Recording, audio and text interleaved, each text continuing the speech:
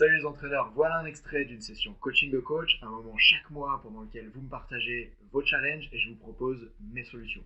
J'ai vraiment envie de vous aider à entraîner l'humain derrière la machine chez vos athlètes, alors encouragez-moi à faire du contenu de super qualité en vous abonnant en cliquant sur la petite cloche.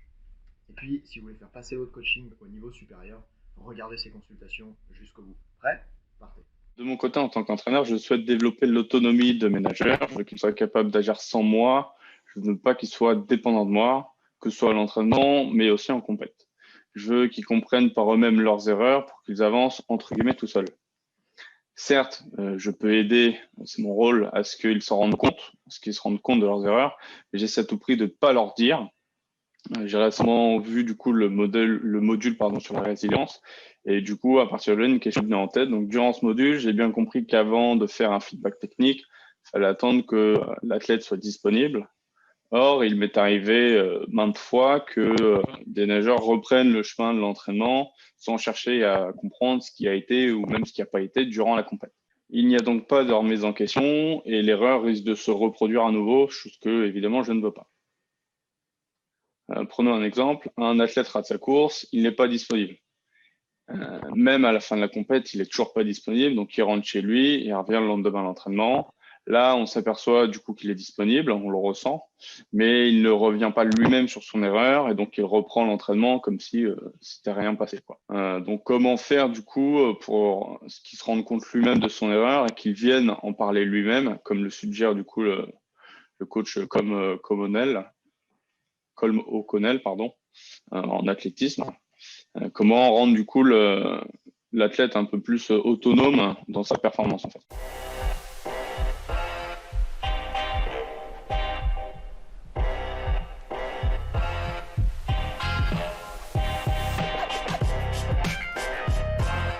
Florentin, je voulais te demander, c'est quoi l'autonomie pour toi? Puisque tu dis que tu veux qu'ils voient leurs erreurs par eux-mêmes, mais tu souhaites qu'ils viennent te parler de leurs erreurs. Alors quand tu dis je veux qu'ils soient autonomes, je me demandais qu'est-ce que c'était l'autonomie pour toi. Par exemple, moi je suis autonome à la maison avec le lave-vaisselle.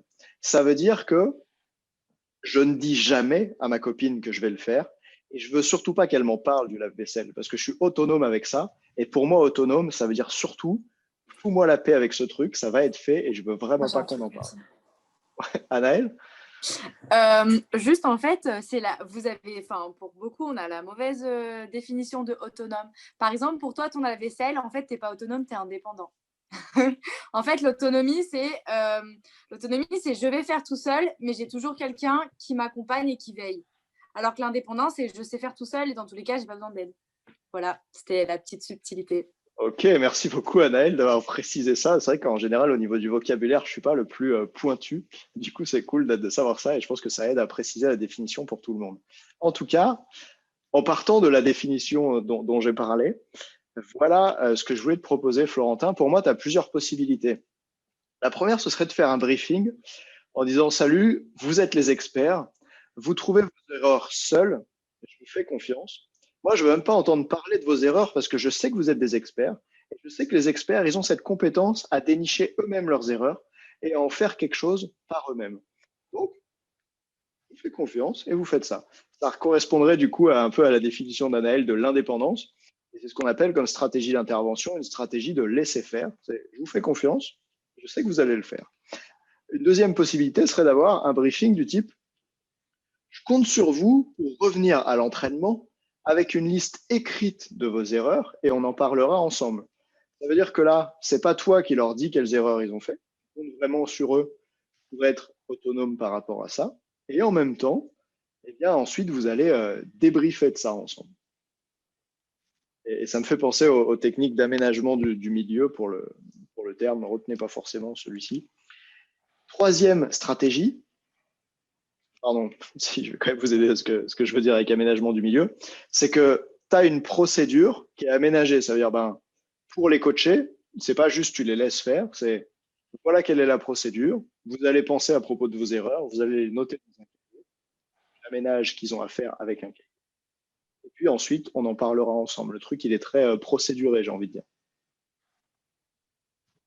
Un peu comme si, ça me Je pensais en STAPS quand on avait les cours sur l'aménagement matériel du milieu. Tu vois, mon entraîneur de basket, il me mettait devant la zone où je devais tirer, il me posait une chaise et comme ça me forçait à sauter plus haut pour lâcher le shoot. Tu vois.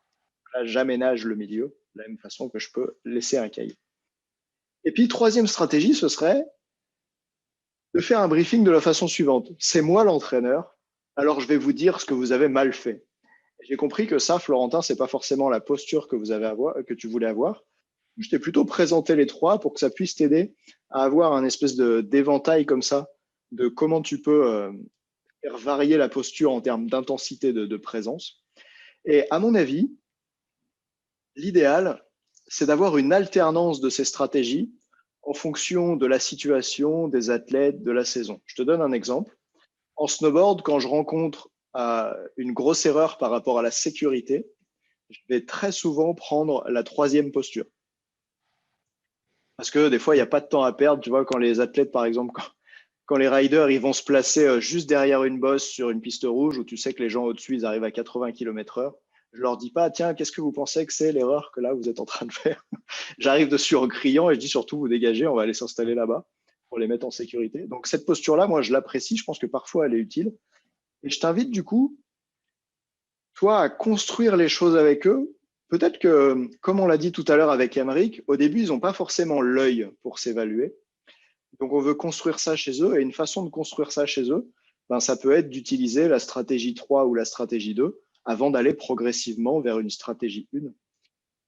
Et voilà, voilà ce que je voulais te partager. Pour moi, c'est important que tu te poses la question, tiens, quel rôle à eux je leur fais jouer et quel rôle moi je joue. Et si tu arrives à répondre à ces deux questions-là, je suis plutôt convaincu que tu vas réussir à faire évoluer ton problème. Félicitations d'avoir pris du temps pour te former. Je suis sûr qu'autour de toi, il y a d'autres entraîneurs passionnés comme toi. Alors si tu penses que cette vidéo peut leur être utile, eh ben partage-la maintenant. Moi, j'ai vraiment envie de t'aider à transformer la relation que tu as avec tes athlètes et à intégrer efficacement la prépa mentale dans ton intervention. Alors si cette vidéo t'a été utile, ben mets-moi un petit pouce bleu pour que je sache que c'est la bonne direction pour créer du contenu. Et puis en attendant et avant la prochaine fois, souviens-toi, entraîne l'humain avant la machine. Ciao.